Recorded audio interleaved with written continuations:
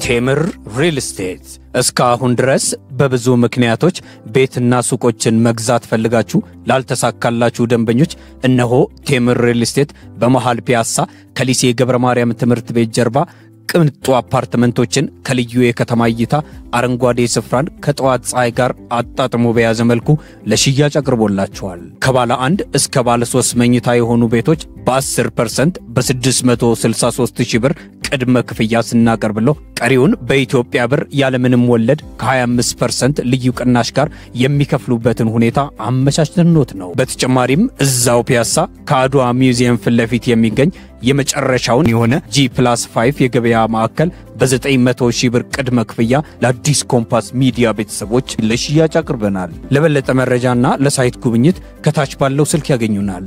ቴምር ሪል ስቴት። ቴምር ሪል ስቴት እስካሁን ድረስ በብዙ ምክንያቶች ቤትና ሱቆችን መግዛት ፈልጋችሁ ላልተሳካላችሁ ደንበኞች እነሆ ቴምር ሪል ስቴት በመሃል ፒያሳ ከሊሴ ገብረ ማርያም ትምህርት ቤት ጀርባ ቅንጡ አፓርትመንቶችን ከልዩ የከተማ እይታ አረንጓዴ ስፍራን ከጠዋት ፀሐይ ጋር አጣጥሞ በያዘ መልኩ ለሽያጭ አቅርቦላችኋል። ከባለ 1 እስከ ባለ 3 መኝታ የሆኑ ቤቶች በ10% በ663,000 ብር ቅድመ ክፍያ ስናቀርብለው ቀሪውን በኢትዮጵያ ብር ያለምንም ወለድ ከ25% ልዩ ቅናሽ ጋር የሚከፍሉበትን ሁኔታ አመቻችተንዎት ነው። በተጨማሪም እዛው ፒያሳ ከአድዋ ሚውዚየም ፊት ለፊት የሚገኝ የመጨረሻውን የሆነ G+5 የገበያ ማዕከል በ900,000 ብር ቅድመ ክፍያ ለአዲስ ኮምፓስ ሚዲያ ቤተሰቦች ለሽያጭ አቅርበናል። ለበለጠ መረጃና ለሳይት ጉብኝት ከታች ባለው ስልክ ያገኙናል። ቴምር ሪል ስቴት።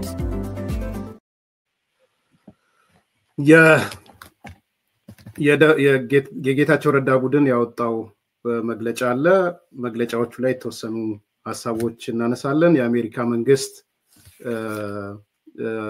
አሁን በኢኮኖሚስት ላይ የወጡ መረጃዎች ተብለው የወጡ ነገሮች አሉ። እንግዲህ በቅድሚያ የመጀመሪያው የአዋጁ ነው። አንዱ አዋጁ ዛሬ ጸድቋል። አዋጁ ከጸደቀ what is next የሚባል ጥያቄ መነሳቱ አይቀርም ማለት ነው። እንግዲህ ብዙዎቻችሁ እንደምታውቁት ዛሬ የፌደራል መንግስቱ በክልሎች ጣልቃ የሚገባበት ማሻሻያ አዋጅ ጸድቋል እና ያ ማሻሻያ አዋጅ በዋናነት የፌደራል መንግስት በትግራይን ጨምሮ በአጠቃላይ በኢትዮጵያ ደረጃም ክልሉ ህገ መንግስታዊ አደጋ ገጥሞታል ብሎ ሲያስብ ጣልቃ የሚገባበት አዋጅ ነው። የትግራዩን ስፔሲፊክ እንግዲህ በአንድ አመት ጊዜ ያስተዳደሩ ይራዘማል ማለት ነው። ለአንድ አመት ለአንድ አመት ጊዜ ሲራዘም ምን ሊሆን ይችላል? ምን ሊመጣ ይችላል? ቀጣዩ ነገሮች ምን ሊፈጠሩ ይችላሉ? ራሱን የቻለ ጥያቄዎች ነው የሚሆኑት። እንግዲህ ፌዴሬሽን ምክር ቤት ምናልባት ዛሬ ወይ ነገ የፌዴሬሽን ምክር ቤት አፈጉባኤው አሁን የግዴታ ፌዴሬሽን ምክር ቤት መሰብሰብ አይጠብቅበትም። አፈጉባኤው ደብዳቤ ይጽፋል ማለት ነው። ልክ እንትኑ እንደገባኝ ዛሬውኑ በጸደቀ ዕለት ተግባራዊ መሆን ይጀምራል። የግዴታ በሄዶ ማተሚያ ቤት ገብቶ ታትሞ እስኪወጣ ምናምን ይባል አይደለም። በዛሬው ዕለት አፕላይ ይሆናል ማለት ነው። ስለዚህ በአዲሱ አዋጅ ማሻሻያ መሰረት የፌዴሬሽን ምክር ቤቱ አገኘው ተሻገር ምንድነው የሚያደርገው? የፊርማ አኑሮ የትግራይ ጊዜያዊ አስተዳደር ለአንድ አመት ተራዝሟል የሚል ያስተላልፋል ማለት ነው። እንግዲህ አንድ አመት ብቻ አይሆንም። በነገራችን ላይ እንግዲህ አንድ አመቱ ካልተሻሻለ ሌላ አንድ አመትም የማራዘም ስልጣንም አለው። በሌሎች ክልሎችም በዛም ስልጣን አለው። አንዱ ነገር አዲሱ ነገር እሱ ነው። ብዙዎች የሚያመጣው ለውጥ አለ ወይ የሚል ጥያቄ አንስታችኋል። እኔ ብዙ ጨለምተኛ ነኝ ከምር ለመናገር አዝናለሁ። ያንን ሳነሳ የትግራይ ላይ በጨለምተኝነት ባልናገር ደስ ይለኛል። መንግስት ስለወሰነ፣ ፓርላማው ስለወሰነ፣ አዋጅ ስላወጣ፣ ህግ ስላሻሻለ ብዙ የሚለወጥ ነገር ያለ አይመስለኝም። ብዙ አልጠብቅም። ብዙ የተለየ ነገር ያን ያህል ስር ነቀል ለውጥ አልጠብቅም። አም ሶሪ አዝናለሁ ያንን በመናገሬ። ግን ብዙ በፌደራል መንግስቱ የሚሰሩ አዋጆች፣ ህጎች፣ ደንቦች ትግራይ ላይ ሲደርሱ ነጥረው የመመለስ እድላቸው ወይም ያለመተግበር እድላቸው ትልቅ ነው የሚመስለኝ። ስለዚህ እኔ ጊዜያዊ አስተዳደሩ ሊመሰረት ይችላል። የድሮ አይነት ጊዜያዊ አስተዳደር ግን ይሆናል ብዬ አላስብም። አም ሶሪ አዝናለሁ በጣም ይሄን እየተናገር ቢያንስ በተለያየ አመለካከት የተለያየ አስተሳሰብ ያላቸው የሆነ ማህበረሰብ ለብቻ የወከሉ አካላት በነፃነት የሚስተናገዱበት ጊዜያዊ አስተዳደር ይቋቋማል ብዬ አላስብም። ሶ ከትላንትናው የባሰ ነገር ነው የምመለከተው። ከድጡ ወደ ማጡ ነው ብዬ ነው ማስበው። ይሄ ደግሞ ከባዶ ነገር ተነስቼ አይደለም። ምንም የሚለወጥ ነገር አይኖርም። የቀበሌው መዋቅር፣ የወረዳው መዋቅር፣ የክፍለ ከተማው መዋቅር፣ የከተማው መዋቅር፣ የዞኑን መዋቅር አሁንም በ100% የተቆጣጠረው የደብረጽዮን ቡድን ነው። እንደው ግልጽ እንድትሆኑ ቀበሌን ተቆጣጥሮ፣ ወረዳን ተቆጣጥሮ፣ ክፍለ ከተማን ተቆጣጥሮ፣ ከተማን ተቆጣጥሮ፣ ዞንን ተቆጣጥሮ ላይ የፈለገ ጊዜያዊ አስተዳደር ብትመሰርት የምታመጣው ለውጥ የለም። እታች ያለውን ማንቀሳቀስ ካልቻልክ የላይ ያለውን ማንቀሳቀስ አትችልም። ስለዚህ እኔ ብዙ ተስፋ ማላደርገው የታችኛው መዋቅር በ100% የካድሬ መዋቅር ነው። በ100% የህዋት ካድሬ መዋቅር ነው። የነደብረጽዮን ቡድን ነው በ100% ያለው። ስለዚህ ሊለወጥ የሚችል ነገር አላይም ማለት ነው። ሁለተኛ ሚሊቴሪው ነው። ሚሊቴሪው ከሞላ ጎደል በደብረጽዮን ቡድን ውስጥ ያለ ሚሊቴሪ ነው። ስለዚህ ያ ሚሊቴሪ የሚመራው እንደውም ሚሊቴሪው በተወሰነ መንገድ የበላይነት ይዞ የሚመጣበት ማለት እንደ ደብረጽዮንን ማዘዝ የሚችል ሚሊቴሪ ማለት ነው። የታጣቂ ኃይል ጀነራሎች፣ ኮሎኔሎች እነ ደብረጽዮንን ማዘዝ የሚችሉበት ነገር ነው የሚመጣው። እኔ ይሄ 8 ነጥብ ምናምን የተባለውን ጠይቅ ያለው ስላልደረሰኝ እርግጠኛ አይደለሁም። ስለዚህ ነው እነዛን 8 ነጥብ ተብሎ የሚወሩትን ያላመጣዋቸው። በነገራችን ላይ ጠይቄም መልስ አላገኘውም አልመሰለኝም። ይሄ የተባለው 8 ነጥቦች ተስማሙ፣ ወደ ካምፕ ይገባሉ፣ የመከላከያ ወደ ትግራይ ሊገባ ተወስኗል፣ እንደ ምክትል ፕሬዝዳንት ከሌሊዮን ተወስኗል፣ አሸብር ወዲ አሸብር እንዲ ሊዮን እሱ እኔ አልመሰለኝም። ማለት ፎርማል በላኩት ቻናል ስላልደረሰኝ ያላመጥ ባይዘው ጠይቃችሁኝም ያላመጣውትም ለዛ ነው ያላመጣውትም እርግጠኛ ስላለው እርግጠኛ ያልሆንኩትን ነገር ይዤ አልመጣም። እኔ አዲስ ኮምፓስ በፍጹም አላረገው። ስለዚህ አልመሰለኝም ይሄ ወዲ አሸብር ምናምን ወደ ካምፕ ይገባሉ፣ የኢትዮጵያ ኃይሎች ወደ ትግራይ ይገባሉ ምናምን ካምፖቹን ይቆጣጠራሉ ምናምን የሚባለው አልመሰለኝም። ስለዚህ ያለው ነገር ስቲል ቴንሽን እንዲሆነ ውጥረት ውስጥ የተሞላ ነገር ነው የምናየው። በዛም ሳይድ ያለው ሬዚስታንስ አልመሰለኝም። ወደ ካምፕ ለመግባት የኢትዮጵያን ሰራዊት ለመቀበል ፍላጎት ማሳየት ምናምን አልመሰለኝም። እና እኔ ያልሆነ ነገር ይዞ መምጣቱ ማናገሩ ተገቢ ስለማይመስለኝ ነው። ስለዚህ የሚመጣው ጊዜያዊ አስተዳደር በኮምቢኔሽን ካየነው ከትላንትናው የባሰ ነው የሚሆነው።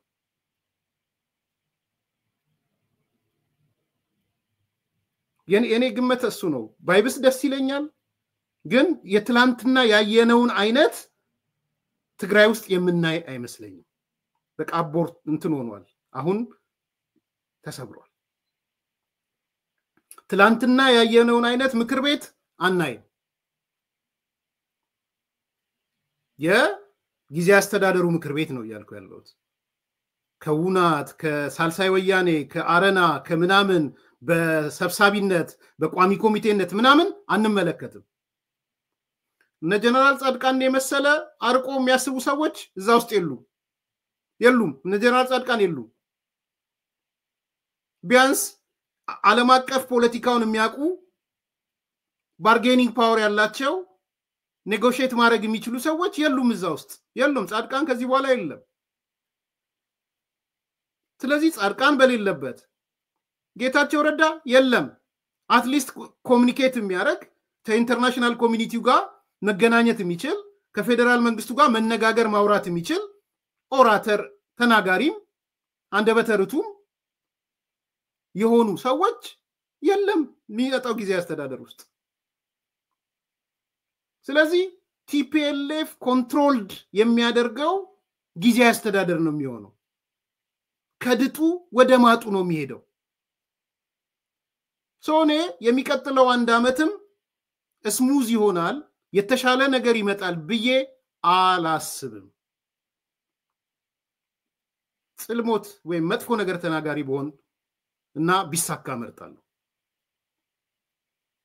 ግን የማየው ዝንባሌ በዛ ደረጃ ላይ ያመጣ የሚችል ነገር አይደለም። ኦሬዲ የአካባቢን መዋቅር ከተቆጣጠርክ ወረዳ፣ ዞን፣ ቀበሌ ከተቆጣጠርክ ላይ ኩበት ነው የምታደርገው፣ ታንሳፍፈዋለህ። ስለዚህ ከድጡ ወደ ማጡ በቡሃ ላይ ቆሮቆር ነው የምንመለከተው። ትግራይ ክልል ውስጥ እነ ደብረጽዮን ይቆጣጠሩታል። ጀነራል ታደሰ ወረደም ከመጣ ሚሊቴሪውን የመስማት ግዴታ አለበት። እነ ደብረጽዮን የመስማት ግዴታ አለበት። በመሃል ቤት ጅዋጅዌ ሲጫወት ነው የሚውለው። ስለዚህ እኔ በተለይ ከዲሞክራሲ አንፃር፣ ከሐሳብ የበላይነት አንፃር፣ ከብዙሃነት አንፃር፣ ሚዲያ የተለያየ አስተሳሰቦች ከማራመድ አንፃር የሞተ መንገድ ነው ያለው። ይሄ እኔ የሚታየኝ ነው። አዋጁ ማሻሻያው የሚፈጥረው ጊዜያዊ አስተዳደር የተሻለ ነገር ይፈጥራል ወይ ብላችሁ ብትጠይቁኝ የተሻለ ነገር ይፈጥራል ብዬ አላምንም። ኦኬ፣ ይሄ አንደኛው ነጥብ ነው። ሁለተኛ ህወሓትም ይቀበለዋል ብዬ አላስብም። የደብረጽዮን ቡድንም ይሄን አዋጅ ተቀብሎ በአዋጁ መሰረት ሊቀጥል በአዋጁ መሰረት ሊሄድ የሚል አይመስለኝም። ከመጀመሪያም ውድቅ አድርጎታል። በ1995ቱ ማሻሻያም በአዋጁ አንተዳደርም ስላለ አሁን ምን እንደሚመልስ ነገ ከነገ ወዲያ እናያለን።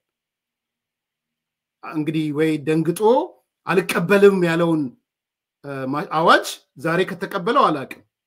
በቲፒኤልኤፍ ደረጃም በነደብረጽዮን ደረጃም ይሄን አዋጅ ይቀበሉታል ወይ የሚል ሁለተኛ ጥያቄ ነው ያለኝ ማለት ነው። ሶስተኛው ዛሬ እነጌታቸው ረዳ ያወጡት መግለጫ ነው። የጌታቸው ረዳ ቡድን ያወጣው መግለጫ አለ። ይሄ ቡድን ያወጣው መግለጫ ብዙ ነገሮችን ያሳያል ብዬ አስባለሁ። በአንድ በኩል ህብረተሰቡ ተቃውሞን አጠናክሮ ቀጥሏል። ወጣቶች እንቢ ማለት ጀምረዋል፣ ለጭቆና እንቢ ለባርነት ማለት ጀምረዋል ብለዋል። የትግራይ ታጣቂዎች አዛዦቻችንን አንቀበልም ብለው ህዝብ ላይ አንተኩስም ብለው ነበረ፣ መሳሪያም አንተኩስም ብለው ነበር የሚል ነገር አውጥተዋል። ከዛ መጨረሻ ላይ ትግራይ ከተደገሰላት ጥፋት እንድትወጣ ጥሪ እናደርጋለን ያሉት ዛሬ። የጌታቸው ረዳ ቡድን ሰዎች እነ ፕሮፌሰር ክንደያ ትግራይ የተደገሰላት የጥፋት አለ ብለው ነው የሚያምኑት፣ በደብረጽዮን ቡድን ማለት ነው። ለአባሎቻቸውም ለትግራይ ልሂቅም ለኢንተርናሽናል ኮሚኒቲው ያስተላለፉት ጥሪ ትግራይ ከተደገሰላት ጥፋት እንድትወጣ ጥሪ እናደርጋለን የሚል ነው ያስተላለፉት። የቲፒኤልኤፍ የበላይነት መጥቷል። ስለዚህ ይሄን የተደገሰልን ጥፋት እንድንወጣ ኢንተርናሽናል ኮሚኒቲውም አባላቶችም ተረባረቡ ብለው ነው እንግዲህ የጌታቸው ረዳ ቡድን ወይም እነ ፕሮፌሰር ክንደያ መግለጫ ያወጡ ያሉት። ስለዚህ ይሄ ወዴት ነው የሚወስደን? ይሄንን በደንብ ማየት የሚያስፈልግ ነው። ስለዚህ እኔ አሁንም ደግሞ አለው በተሻሻለው አዋጅ ይህ ነው የሚባል ለውጥ አልጠብቅም። ፖለቲካ አይደለም የተናገርኩ ያለሁት ሪያሊቲ ነው የምናገረው መሬት ላይ የማየው እውነት እሱ አይደለም ሶስተኛው ይሄ ነው አራተኛ ዛሬ የአሜሪካ መንግስት ነው የአሜሪካ መንግስት the economist ያወጣው ነገር አለ ትንሽ አነጋጋሪ ሆኖ ወጥቷል the economist አንድ ዘገባ ይዞ ወጥቷል ይሄ ዘገባ ብዙዎችን አሁን ያን እንግዲህ ነገ ከነጎዲያም የበለጠ ያነጋገረ ይሄዳል ብዬ ነው ማስበው the economist ምንድነው ያለው የአሜሪካ መንግስት የህዋት መሪዎችና የትግራይ ታጣቂ ኃላፊዎች ላይ ማዕቀብ ሊጥል እንደሚችል ነው የተገለጸው ይሄ ዛሬ የወጣ ነገር ነው አሜሪካ በኢትዮጵያ ችግር በበዛበት ትግራይ ክልል ውስጥ ባለው ገዢ ፓርቲና የጸጥታ ኃይሎች ላይ ማዕቀብ ልትጥል ትችላለች እንደ አንድ አሜሪካዊ ባለስልጣን ለኢኮኖሚስት እንደነገሩት አሜሪካ ክልሉን ያተራመሰና ወደ ጦርነት ሊመልስ ነው ብላ የምታምንባቸውን አካላት ለማስፈራራት በእጃችን ያሉትን የውጭ ፖሊስ መሳሪያዎች በቅርበት ያሰብን ነው ብሏል እንግዲህ አንድ የአሜሪካ ባለስልጣን ነገረኝ ብሎ ነው ዘ ኢኮኖሚስት ያወጣ ያለው ዘን ምንድነው ይያለ ያለው ማስጠንቀቂያው የመጣው በመጋቢት ወር የትግራይ ታጣቂ ኃይሎች ያደረጉት መፈንቅለ መንግስት ሙከራ በክልሉ ያለውን ውጥረት በከፍተኛ ሁኔታ ካባበሰና በኢትዮጵያና በጎረቤት ኤርትራ መካከል የጦርነት አደጋ ከተፈጠረ በኋላ ነው የኢትዮጵያው ጠቅላይ ሚኒስትር አብይ አህመድ በኤርትራ ቀይ ባህር ዳርቻ ላይ የባህር ኃይል ጣቢያ ይፈልጋሉ ነገር ግን በሁለቱ ሀገሮች መካከል የሚደረግ ማንኛውም ግጭት በእርግጠኝነት ትግራይን ያጠቃልላል የአሜሪካ መንግስት በትግራይ ገዢ ፓርቲ ውስጥ ያሉ አክራሪ አንጃዎች የጠቅላይ ሚኒስትር አብይን መንግስት ለመገልበጥ ከኤርትራ ጋር ጥምረት ለመመስረት እንደሞከሩ ያምናል የፓርቲው መሪ ደብረጽዮን ገብረ ሚካኤል ግን ክሱን ውድቅ አድርጎታል የሚል ዛሬ the economist ያወጣው ሪፖርት ነው ሰው ምንድነው እየነገረን ያለው የአሜሪካ መንግስት አንድ ባለስልጣን ነገረኝ ነው ያለ ያለው ምንድነው ነገረኝ ያለ ያለው የአሜሪካ መንግስቱ ባለስልጣኖች ቀጠናውን ለማመስ ለማወክ እየተንቀሳቀሱ ያሉ የደብረጽዮን ቡድኖች አሉ እና እዛ ውስጥ ያሉ ታጣቂዎች አሉ ነው ጀነራሎቹ ማለት ነው ሶ ይሄ ቡድን መፈንቅለ መንግስትም አርጓል መፈንቅለ መንግስት አርጓል ክልል ውስጥ ወይም የመፈንቅለ መንግስት ሙከራዎች አድርጓል ካደረገ በኋላ ዲስቴብላይዝ ሊያረግ ነው አካባቢውን አሜሪካ መንግስት እሱን ታምናለች ስለዚህ ይሄንን ዲስቴብላይዝ የሚያረግ አካል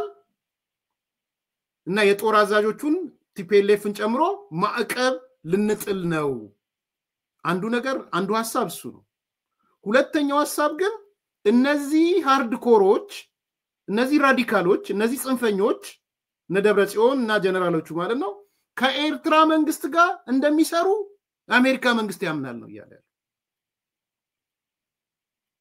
Americans government believes that ብሎ ነው የሚቀጥለው ስለዚህ በአሜሪካ መንግስት እሳቤ ውስጥ የደብረጽዮን ቡድን በአንድ በኩል ሃርድኮር ነው ምን አክራሪ ነው በሌላ በኩል መፈንቅለ መንግስት የፈጸመ አካል ነው ወይም መፈጸም ላይ ያልነበረ ነው በሌላ በኩል ቀጠናውን ከሚያምሱት ሰዎች አንዱ ነው በሌላ በኩል ከኤርትራ ጋር ግንኙነት ፈጥሮ የኢትዮጵያ መንግስት ለመጣል የሚንቀሳቀስ ነው በጣም ብዙ ድምር ውጤቶች ነው እዚህ ጋር ያሉት ሶ ይሄ ለአሜሪካ መንግስት እሳቤ ከሆነ ምንድነው ያለ ያለው ማዕቀብ እንጥላለን ነው አይ ዶንት ኖ እንግዲህ በግለሰብ ደረጃ ደብረጽዮን ምን ሀብት አለው ጀነራሎቹ ምን ሀብት አላቸው አላቅም እንደሚኖራቸው ኤክስፔክት አደርጋለሁ ምን ያህል አፌክት ያደርጋቸዋል ሀብታቸውን ወይም ሌሎች ነገሮቻቸውን ፋይናንሻል እንቅስቃሴያቸውን ማገድ ምናልባት ውጭ ሀገር ያላቸውን እዚህ ኤሚሬት ምናምን ያላቸውን ሀብቶች ሊያግዱ የሚችሉበት እድል ሊኖር ይችላል ግን ፖለቲካው ነው እዚህ ጋር ትልቁ ነገር እዚህ ጋር ያለው አርጩሜው ነው ትልቁ ነገር አሜሪካ መንግስት እነ ደብረጽዮንን የሚያይበት አንግል ነው ትልቁ ነገር እንዴት ነው የሚመለከታቸው የአሜሪካ መንግስት እንዴት ነው የሚያያቸው እነዚህ ሰዎች የሚያያቸው በቀጠናውን አዋኪ አርጎ ነው የሚያያቸው እነዚህ ሰዎች እንዴት ነው የሚያያቸው ከሻቢያ ጋር ጥምረት ፈጥረው የኢትዮጵያ መንግስት ሊገለብጡ እንደሚያሴሩ ነው የሚያያቸው እነዚህ እንደነ የሚያያቸው እንደ መፈንቅለ መንግስት ፈጻሚ ነው የሚያያቸው እነ ደብረጽዮንና ጀነራሎቹን ማለት ዛ ዙሪያ ያሉትን ይሄ ለኢትዮጵያ መንግስት እና ለነጌታቸው ረዳ ፖዚቲቭ ነው በተለይ ለጌታቸው ረዳ ፖዚቲቭ ነው ለነ ደብረጽዮን አደጋ ነው ዝም ብለው አሜሪካናት ቀርቃር ኢኮኖሚስት ነው መጽሔቱን ዝም ብሎ አይደለም ባለስልጣን ነገረኝ ሲልም ዝም ብሎ ተራበል ባለስልጣን አይደለም ይነግረው እኔ ተረጥራለሁ ከማክሮን ጋር ጠቅላይ ሚኒስትሩ ሲነጋገሩ ምንድነው የተነጋገሩት ምንድነው ማክሮንና ጠቅላይ ሚኒስትሩ ምንድነው የተነጋገሩ ብልጽግና ብቻ ነው ያወሩት የቀጠናውን ጸጥታ ጉዳይ አሜሪካ ማላይ ልትጥል ነው አለት እያንዳንዱን ነገር ማስቀመጥ ያስፈልጋል አሜሪካ በዚህ በሶማሊያ በኩል ያለውንም በዚህ በየመን አካባቢ ያለውንም ለኢትዮጵያ ምንድነው ያላት ስሜት የሚል አንድ ሁለተኛ የእስራኤል መንግስት የእስራኤል አምባሳደር ዝም ብሎ አይደለም የተናገረው ሰሞኑን የተናገረውን አይታችኋል አይደል በመንግስት ሚዲያዎችም ይወጣ ነው በኢትዮጵያ የሚገኘው የእስራኤል አምባሳደር ምን አለ ኢትዮጵያ የባህር በር ወይም እንደዚህ ሞጫ ያስፈልጋታል የእስራኤል አቋም ነው ማለት ነው ስለዚህ ከእስራኤል ሳይድ የምትሰሙት ነገር አለ ኢትዮጵያን ወይ የባህር በር ወይ እንደዚህ አይነት አገልግሎቶችን ማግኘት አለባት የሚል አቋም ተወስዷል ምን ያህል በሰላማዊ ነው በሌላ መንገድ ነው እስራኤል ያሰበች ያለችው እሱም አብሮ የሚጨመር ነው ስለዚህ አሜሪካንን ሲጨምሩ እስራኤልን ሲጨምሩ ቱርክም በዛ ሳይድ ኢትዮጵያ የባህር በር የማግኘቷን ጉዳይ ገፍታበት የመጣችው ነው ፈረንሳይን መጨመር ትችላላችሁ ኤሚሬት አንድ አካል አድርጋችሁ መጨመር ትችላላችሁ ሳውዲ እኔ ጸብ የለኝም እኔ ኤርትራ መንግስት ምደግፍበት ምክንያት የለኝም ብሎ ነው ምክትል ውጭ ጉዳይ ሚኒስትሩ ለኢትዮጵያ መጥቶ የተናገረው ስለዚህ የዚህ ሁሉ ድምር ውጤት በዋናነት አይ ቲንክ ዲፕሎማቲካሊ ጠቅላይ ሚኒስትሩ እንዳሸነፉ ነው የሚያሳየው ብዙዎቹን ጉዳዮች ብትገጣጥሙ የውጤቱ የሚያሳየው የተሻለ ነገር ነው በውጭ ጉዳዩ ላይ ያለው በተለይ በባህር በርና ከኤርትራ ጋር በተያያዘ ነገር እኔ የምሰማው ነገር ያንን ነው እየሰማው ያለው ስለዚህ ዛሬ ለደብረጽዮን መርዶ ነው የሚመስለኝ ለጀነራሎቹ መርዶ ነው የሚመስለኝ ወጥተው እኔም ያለኝ ሀብት የለም ብለው እንዳይጽፉና እንዳያሳፍሩ እኔም ያለኝ ሀብት ካለ ይወሰዱት ምናምን እንዳይሉ that's not ፖለቲካ ነው እዚህ ጋር የአሜሪካ መንግስት ሊጠቁም የፈለገው ነገር ከናንተ ጋር አይደለንም ንብረት አላችሁ የላችሁም አይደለም አሜሪካ ሀብት አፍርታችኋል አላፈራችሁ ውጭ ሀገር ሀብት አላችሁ የላችሁ ማለት እሱ ሰከንደሪ ኢንዲኬት ማድረግ የፈለጉት we are not happy በእናንተ በመታረጉት ጉዞ ደስተኛ አይደለንም በመሰሩት መፈንቅለ መንግስት በመትፈጽሙት ከኤርትራ ጋር የምታረጉት አሊያንስ ቀጠናውን ለማመስ የምትሄዱበት መንገድ ደስተኛ አይደለንም የሚል መልእክት ነው የአሜሪካ መንግስት እያስተላለፈ ያለው ስለዚህ ንግግሩን ከተራ ግለሰባዊና ከተራ ነገር ጋር ማየት የሚገባ አይመስለኝም it's so serious then on the other side ደግሞ የኢትዮጵያ ዲፕሎማሲ ጉዞም ጠቅላይ ሚኒስትሩ የደበት መንገድም ምናልባት ቀደም ያልኩት ነው የሩቢዮም ንግግር የማክሮንም ንግግር የቱርክም ንግግር የኤሚሬትም ንግግር የእስራኤልም ንግግር ራሽያ መታ የዚህ ከእንትኑ ጋር ያረጋችው ፊርማ ከባህር በር ምናምን ጋር ተያይዞ ያለው ፊርማ እነዚህ ሁሉ ሲደምረው ኤንድ መሬት ላይ ያለው የአልሻባብ ኬዝ የየመን ኬዝ እነዚህ ሁሉ ኢትዮጵያ ላይ ተስፋ ለማሳደር የአሜሪካ መንግስት የፈለገ ነው የሚመስለኝ እስራኤሎች የፈለጉ ነው የሚመስለው ያ ደግሞ ኢን ፌቨር ኦፍ አሁን ያለው ገቨርንመንት ነው እየሆነ ያለው ለኔ ትልቁ ጉዳይ አሁንም ቢሆን የባህር በር ማግኘታችን ነው ትልቁ ጉዳይ አክሰስ ቱ ዘ ሲ ወሳኝ ጉዳይ ነው የባህር ኃይል እንዲኖር ማድረጉ ወሳኝ ነው ብዬ ነው ማምነው ከዛ በተረፈ ጎጃም ውስጥ ያለ አንዳንድ ሰዎች አስተያየት ሰጣችሁ አይቻለው ጎጃም ውስጥ ጭፍጨፋ ተካሄደ እንደዚህ የሚል ከገባው አላየሁም ሆም ብዬ ትቼው የመጣሁት ነገር አይደለም ነገሮችን አጣርተን ይዤ እመጣለሁ የተፈጸመ ነገርም ካለ አንዳንዶች የጻፉትን ያያየው ስለሆነ እዚህም የአዲስ ኮምፓስ ቤተሰቦችም የጻፋችሁ አይቻለው ጎጃም ውስጥ ተጨፈጨፍን ተገደልን 40 ምናምን ስም ዝርዝር የወጣ ነገር ብለው ያወጡ ሰዎች አሉ አሳዛኝ ጭፍጨፋ ተፈጽሟል በሰሜን ጎጃም ዞን ሰሜን ሜጫ ወረዳ በራቃት ከተማ ከትናንት መጋቢት ምናምን ጀምሮ በሚል የተጻፈ ነገሮች አይቻለሁ በስም ዝርዝርም ተጽፈው አይቻለሁና ከገባው በኋላ ነው ያየሁት ምንድነው የሆነው እንዴት ነው የሆነው ምን አይነት ግድያዎች ናቸው ወይም ጭፍጨፋም ከሆነ ምን አይነት ጭፍጨፋ ነው የሚጣራውን አጣርተን እንመጣለን ሁሌም ቢሆን አዲስ ኮምፓስ ከተጠቂዎች ከግፉዋን ጎን ነው የሚቆመው ይሄንን ሁሌም ደጋግሜ ብንሳሳት እንኳን እንመርጣለን የሚካሄዱ ጥፋቶች ከግፉዋን ጎን በመቆማችን ስተት መስራት ከሰራን እንኳን ስተቱን ለመቀበል ዝግጁ ነው ስለዚህ የሆነው ምንድነው የተፈጸመው ነገር ምንድነው የሚለውን በተቻለ መጠን ለማጣራት ሞክራለሁ ስቱዲዮ ከገባው በኋላ ነው ያየሁት ስለዚህ አጣርተን እውነታይቱ ነው የሚለውን ይዘን እንመጣለን እንዳልኩት የሰሜን ጎጃም ዞን ሰሜን ሜጫ ወረዳ ነው የተባለው እና ከ40 ምናምን ሰው በላይ ተገሏል የሚል ነው እየመጣ ያለው እና አሁን ነው የሰማሁት ዲቴይሉን ነገር አላወኩም ለጠየቃችሁኝ ሰዎች እዚህም ሐሳብ ለምትሰጡ ሰዎች ኢን ጀነራል ግን አሁንም ላጠቃለው አዲስ ኮምፓስ ከግፉዋን ጎን ነው የሚቆመው የአማራ ክልል ጦርነት አቁሙ ድል በድል ሆነን ስትል ድል አረግን አልተቻልንም መከላከያውን ጨረስነው ምናምን የሆነ ነገር ሲሆን ተጨፈጨፍን የሆነ ነገር ሲሆን እንደዚህ እሱ ዘላቂ ነገር አያመጣም ጦርነቱን አቁሙ መንግስትም ጦርነቱን ያቁም የአማራ ክልልም ተናጥላይ ተኩስ ማቆም ካለበት ተናክላይ ሞግስ አቁም የነዛም አካላቶች ተኩስ ማቆም ካለባቸው ተናጥላዊ ተኩስ አቁም ያርጉ ወደ ድርድር ጠረጴዛኑ አታላግጡ የሰላም ኮሚቴው መቼለት መጥቶ መንግስት ውጭ ሀገርም ቢሆን ድርድር ፈልጓል ምናም ስትሉ ወጣችሁ ስታላግጡ ነው የነበረው ስታላግጡ የምን ድርድር የምን ምናምን ያ ሰምተናል እነ ጠበቃ ስረስ ያንን ነው ፋኖ አስረስ ያወራ የነበረው ስለዚህ በዚህ ደረጃ ተገቢ ያልሆነ ነገር ማድረግ ተገቢ አይደለም አሁን ዝም ብሎ የሚፈጠሩ ነገሮች ትክክለኛውን ነገር አጣርተን ነው የምንመጣው በአጀንዳ ላይ አጀንዳ እየፈጠራችሁ የምትሄዱት ነገር እናቀዋለን ይሄ አጀንዳ ነው አይደለም ስላላወቅኩኝ አጣርቼ መጥቼ ነገር አቀርብላችኋለሁ ትክክል ከሆነ ትክክል ነው የናንተ አጀንዳ ከሆነ የናንተ አጀንዳ ነው ብለን እናነሳለን በዛ ደረጃ እንድታዩት ነው አድማጭ ተመልካቾች ላይክ አድርጉ ሰብስክራይብ አድርጉ ሼር አድርጉ መልካም